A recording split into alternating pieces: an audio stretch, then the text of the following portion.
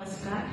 Renuka arts स्पर्श दृकश्राव्य दिवाळी अंक 2025 गायन या विभागातून मी मीना जयंत कलोती राहणार पुणे वारा गाय गाणे हे गीत सादर करणार आहे. या गीताचे बोल आहेत जगदीश खेबुडकर, संगीतकार आहेत पंडित हृदयनाथ मंगेशकर, गायिका आहे लता मंगेशकर आणि चित्रपट संसार.